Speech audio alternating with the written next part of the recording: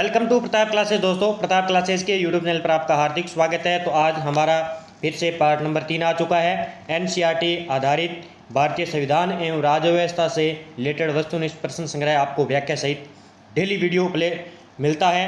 तो जितने विद्यार्थी लाइव जुड़े, एक बार वीडियो को लाइक कर दीजिए, शेयर कर दीजिए, और चैनल पर नए हैं तो चैनल को क्या है सब्सक्राइब कर लीजिए, ताकि आपको डेली एनसीईआरटी बुक का सॉल्यूशन वीडियो नोटिफिकेशन मिल सके। तो बात करते हैं, आज के प्रमुख टॉपिक होगा हमारा राज्य एवं संघ राज्य क्षेत्र के बारे में। प्रमुख क्वेश्चन मैं 30 लेकर आया हूँ, जहाँ से एग्ज़ाम के लिए बहुत ही इंपॉर्टेंट होने वाला है। चाहे आप रीट मेंस का एग्ज़ाम दे रहे हो, लेवल फर्स्ट है, लेवल सेकंड के लिए, या आप फर्स्ट सेकंड ग्रेड का दे रहे हो, या फर्स्ट ग्रेड का दे रहे हो, या पीटी का दे रहे हो, तो जितने भी राजस्थान के एग्ज़ाम में एग्ज़ाम होने वाले हैं आगे, तो उनके लिए बहुत ही इंपॉर्टेंट होने वाले हैं, क्योंकि ये एनसीईआरटी आधारित है। तो अब की बार जो एग्ज़ाम बन रहे हैं एनसीईआरटी आधारित जो है क्वेश्चन उठाए जा रहे हैं। तो बात करते हैं पहले क्वेश्चन की। संविधान के प्रथम अनुच्छेद के अनुसार भारत है। तो इसने पूछा है कि जो संविधान का प्रथम अनुच्छेद है उसके बारे में क्या दिया गया है भारत के बारे में। राज्यों का समूह है, राज्यों का संकुल है, राज्यों का परिसंघ है, राज्यों का संघ है। तो इसका आंसर क्या हो जाएगा? भारत एक राज्यों का संघ है। तो बहुत अच्छा क्वेश्चन है, ये पूछा जा सकता है। हमारे संविधान में साफ साफ लिखा पड़ा है भाग 1 में। कौन से भाग 1 में?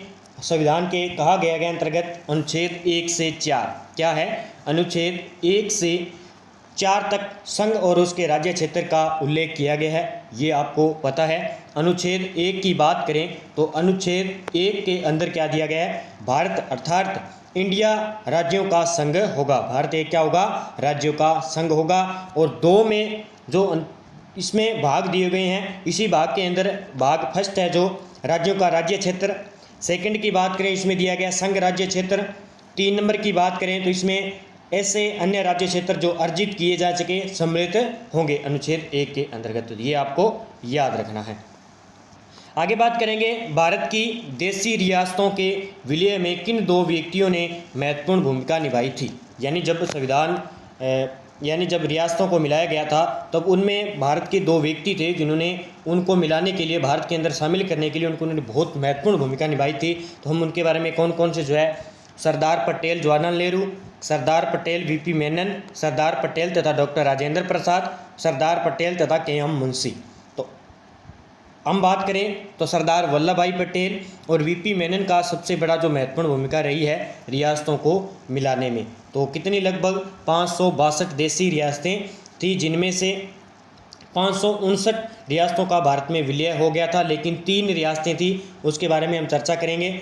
जो जनमत संग्रह यानी जम्मू और कश्मीर को विलय अधिपत्र के माध्यम से भारत में शामिल किया गया था, तो ये आपको याद रखना है। और सरदार पटेल की बात करें तो इन्हें लौह पुरुष या भारत का विस्मारक भी कहा जाता है, ये आपको याद रखना है।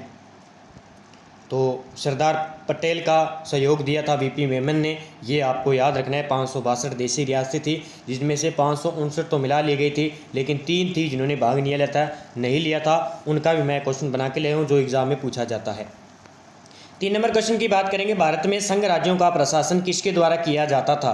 जो भारत में संघ राज्य थे उनका प्रशासन किसके द्वारा किया जाता था? राष्ट्रपति द्वारा, उपराज्यपाल द्वारा, गृह मंत्री द्वारा, प्रशासन द्वारा। तो इसका आंसर हो जाएगा राष्ट्रपति द्वारा ये चलाया जाता था। आपको पता है स्थायी अध्यक्ष के रूप में डॉक्टर राजेंद्र प्रसाद को बनाया गया था, जो राष्ट्रपति बनाया गया था संविधान के टाइम।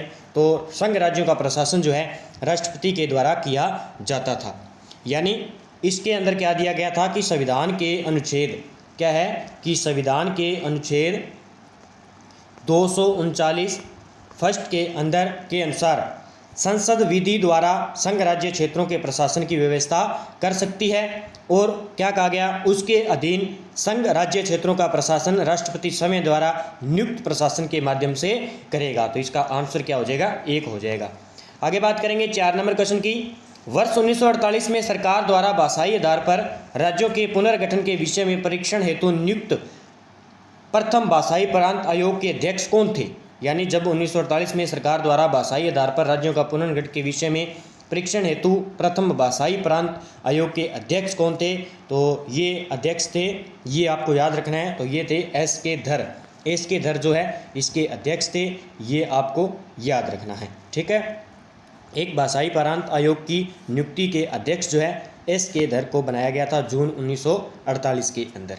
आगे बात करेंगे 5 नंबर क्वेश्चन की। राज्य पुनर्गठन आयोग ने 1 नवंबर 1956 को कितने राज्य तथा कितने संघ राज्यों का गठन किया था? कब किया था? 1 नवंबर 1956 को। तो 1 नवंबर 1956 को 14 राज्य व 6 संघ राज्य क्षेत्र बनाए थे। तो ये आपको याद रखना है, कब बनाए गए थे? 1 नवंबर 1956 को। कब? ये राज्य पुनर्गठन आयोग। अब याद रखना, क्वेश्चन ये भी पूछा जाता है कि राज्य पुनर्गठन आयोग की स्थापना 1956 में जो है की गई थी। अब आपको याद रखना है कि स्वतंत्रता के पश्चात क्या करें कि स्वतंत्रता के पश्चात नए राज्यों गठन के लिए 1953 में ईस्वी में फजल अली की अध्यक्षता में एक राज्य पुनर्गठन आयोग का गठन हुआ। ये गठन जो है किसकी अध्यक्षता में स्थापित किया गया था? 1953 में, जो कि आगे जाके संघ का गठन किया था, इसने राज्यों का गठन किया था।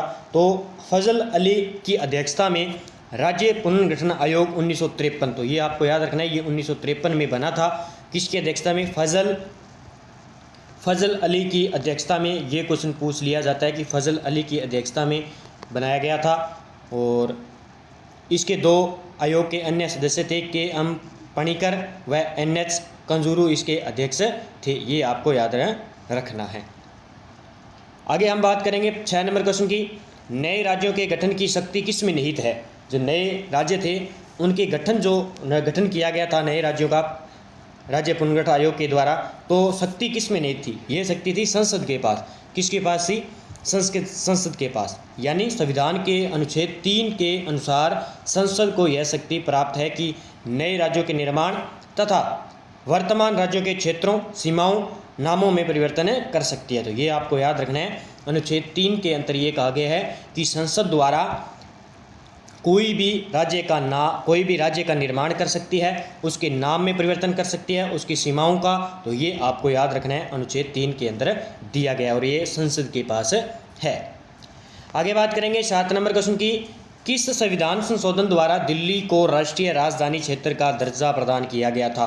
तो दिल्ली को राष्ट्रीय राजधानी का दर्जा जो है 69वां संविधान संशोधन था। ये आपको याद रखना है, दिल्ली को राष्ट्रीय राजधानी का दर्जा कब दिया गया? तो 69वां संविधान संशोधन कब हुआ था? 1991 के तहत। 69वां संविधान संशोधन 1991 के तहत संविधान में अनुच्छेद कितना? अनुच्छेद 239 के एवं अनुच्छेद 239 को जोड़ा गया। इसके द्वारा देश की राजधानी दिल्ली को संघ राज्य की श्रेणी में कायम रखते हुए इसके लिए एक विधानसभा और मंत्रिपरिषद का बंद किया गया। तो ये आपको याद रखना है, 69वां संविधान संशोधन के तहत इसे राजधानी बनाया गया राष्ट्रीय। छत्तीसगढ़ राज्य की स्थापना कब हुई? छत्तीसगढ़ राज्य की स्थापना कब हुई? 1 नवंबर 2000 को छत्तीसगढ़ राज्य की स्थापना होती है। ये आपको याद रखना है। और ये छत्तीसगढ़ किससे अलग हुआ था?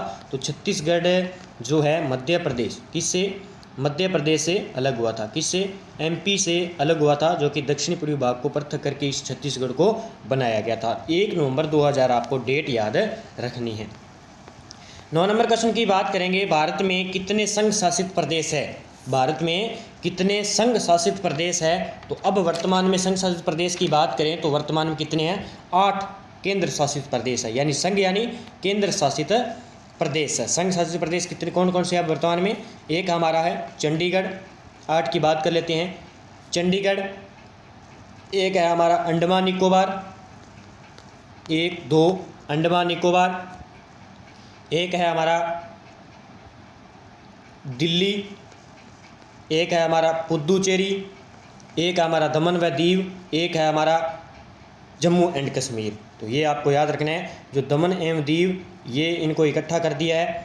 दमन, दीव, दादर व नगर हवेली इनको इकट्ठा करके एक लक्षद्वीप भी है। यानी चंडीगढ़, अंडमान निकोबार, दिल्ली, लक्षद्वीप, दादर नागर हवेली इनको इकट्ठा करके बना दिया एक, और केंद्र शासित प्रदेश बना दिया किसको? जम्मू कश्मीर को। ये आपको याद रखना है। आगे बात करेंगे 10 नंबर क्वेश्चन की। यदि भारतीय संघ में एक नए राज्य का सृजन किया जाना है तो संविधान की किस अनुसूची में संशोधन करना आवश्यक होगा? अगर हमें नए राज्य का सृजन करना है, निर्माण करना है, तो हमें किस अनुसूची के तहत संशोधन करना पड़ेगा? तो ये मैंने अभी बताया था आपको। तो ये करना पड़ेगा प्रथम अनुसूची के तहत। किसके अनुसार? प्रथम अनुसूची के तहत क्या है? ये हम कर सकते हैं, यानी अनुसूची के तहत कर सकते हैं। और अनुच्छेद 3 के अनुसार संसद जो है नए राज्यों का निर्माण करेगी, क्षेत्रों में सीमाओं का नाम परिवर्तन करेगी, लेकिन प्रथम अनुसूची में जो है हम नए राज्य का सर्जन कर सकते हैं। तो ये आपको याद रखना है, बहुत अच्छा क्वेश्चन है। 11 नंबर क्वेश्चन की बात करेंगे, निम्न में से कौन एक भारत संघ का सहयोगी राज्य था जिसे बाद में भारतीय संघ का पूर्ण राज्य बनाया गया, यानी उसे बाद में भारत में मिलाया गया, लेकिन पहले भारत संघ का एक सहयोगी राज्य भी बना था। तो ये था सिक्किम। कौन सा राज्य था? सिक्किम। ये आपको याद रखना है। 1947 में भारत द्वारा सिक्किम को संरक्षित राज्य का दर्जा दिया गया। कब दिया गया? 1947 में। और 35वें संविधान संशोधन अधिनियम 1974 के द्वारा सिक्किम को संरक्षित राज्य का दर्जा समाप्त करके उसे सहयोगी राज्य बनाया गया था।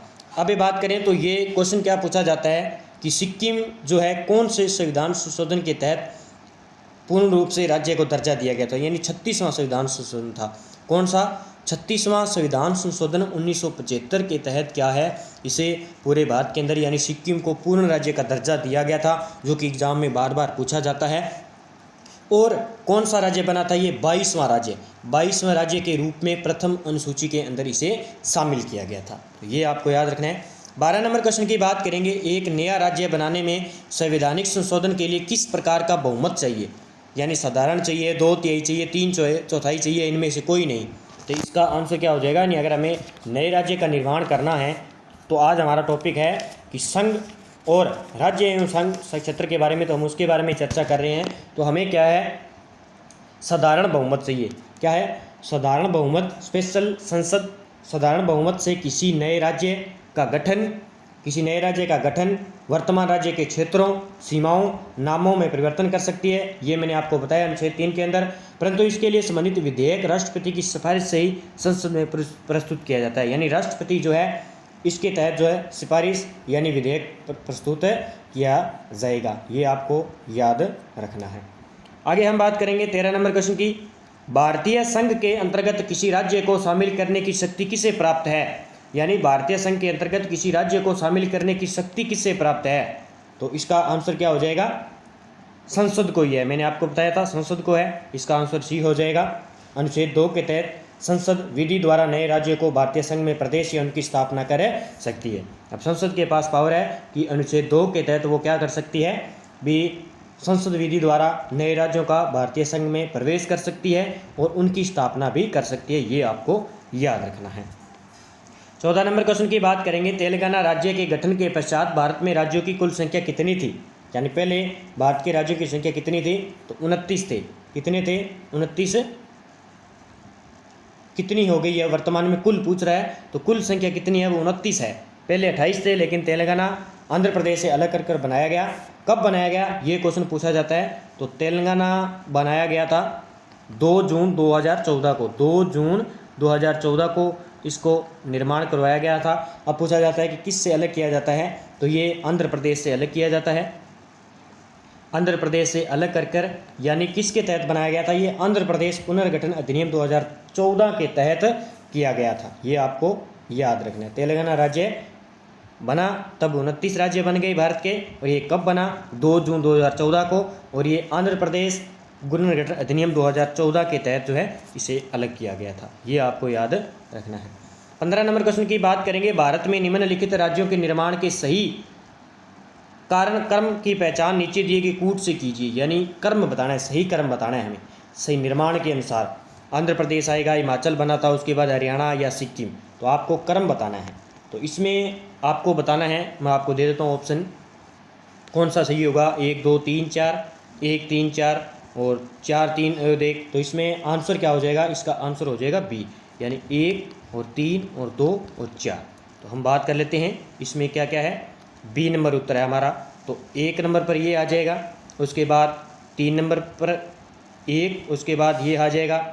ठीक है, यानी मैं आपको कर्म पूरा बता देता हूँ। ठीक है, तो देखिए पहले 1953 में 1 अक्टूबर 1953 को क्या बना था? आंध्र प्रदेश बना था। ठीक है, 1 अक्टूबर 1953 को आंध्र प्रदेश बना था। आपको पता है भाषाई आधार पर बना था। उसके बाद 2 नंबर पर हम बात करेंगे 1966। 1 नवंबर 1966 को हरियाणा बना था। 1 नवंबर 1966 को हरियाणा का निर्माण हो गया था।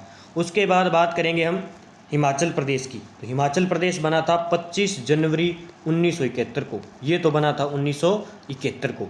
फिर हम सिक्किम की बात अभी हमने की थी 1975 में, तो सिक्किम बना था 16 मई 1975 को। कब बना था? 16 मई 1975 को। तो आप क्रम लगा सकते हो, 1, उसके बाद 2, उसके बाद 3, उसके बाद 4। तो ये आप क्रम लगा सकते हो, 1, 3, 2, 4। तो ये जो है क्रम इनका बताना था, यानी भारत में राज्यों के गठन का क्रम बताना था हमें, किसका गठन का क्रम बताना था। ठीक है, तो इसका आंसर जो हो जाएगा बी हो जाएगा। आगे बात करेंगे 16 नंबर क्वेश्चन की। बहुत अच्छा क्वेश्चन है, पूछा जा सकता है। तो निम्नलिखित राज्यों की स्थापना का सही आरोही क्रम बताना है। आरोही क्रम यानी छोटे से बड़े तक आरोही क्रम है हमें बताना है। तो इसमें बताना है कौन सा आंसर सही होगा। नागालैंड, मेघालय, सिक्किम, अरुणाचल प्रदेश, मेघालय, अरुणाचल प्रदेश, नागालैंड। तो इसका आंसर ए हो जाएगा, नागालैंड, मेघालय, उसके बाद सिक्किम, उसके बाद है अरुणाचल प्रदेश। तो ये स्थापना का क्रम है इसका। क्या पूछा था? ये स्थापना का क्रम है। तो मैं आपको बता देता हूँ। नागालैंड की बात करें तो ये बना था 1 दिसंबर 1963 को। कब बना था? नागालैंड की बात करें तो 1 नवंबर 1963 को। हम चर्चा यहाँ पे कर लेते हैं, नागालैंड की बात कर लेते हैं। तो नागालैंड बना था 1 दिसंबर 1963 को। कब बना था? याद रखना ये डेट, 1 दिसंबर 1963 को, ताकि आप क्रम पूछे तो आप बता सकते हैं। उसके बाद हम चर्चा करेंगे मेघालय की।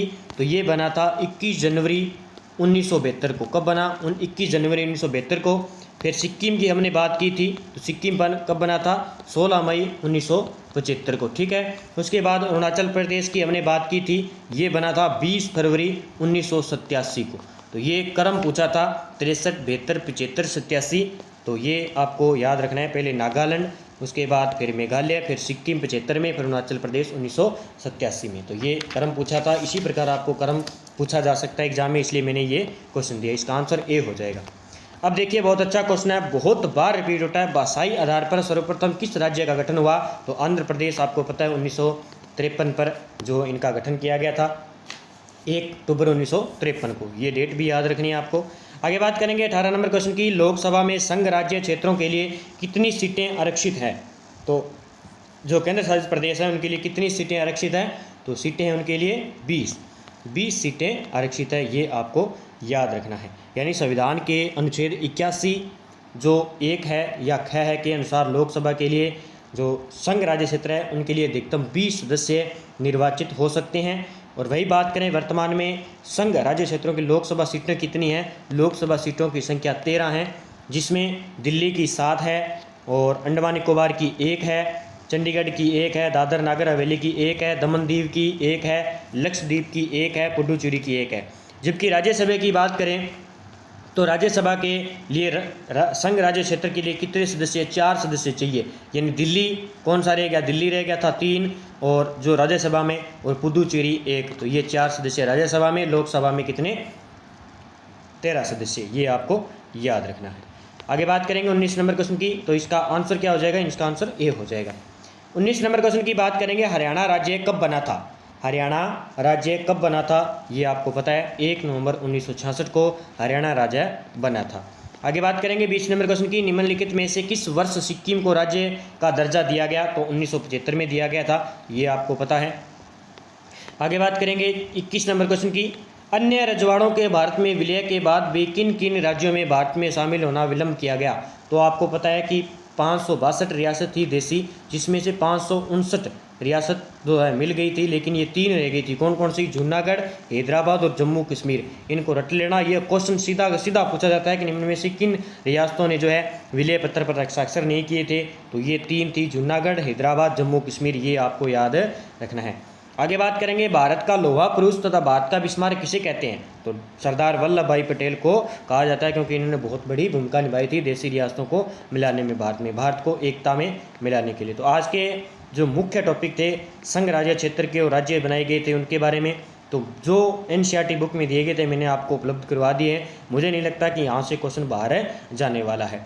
तो जितने विद्यार्थी वीडियो देख रहे हैं, वीडियो को लाइक कर दीजिए और शेयर कर दीजिए, और प्रत्येक क्वेश्चन का जवाब कमेंट बॉक्स में दीजिए, ताकि आपके क्वेश्चन रिपीट हो सके। और इसकी PDF आपको टेलीग्राम पर मिल जाएगी। तो जय हिंद, जय भारत दोस्तों।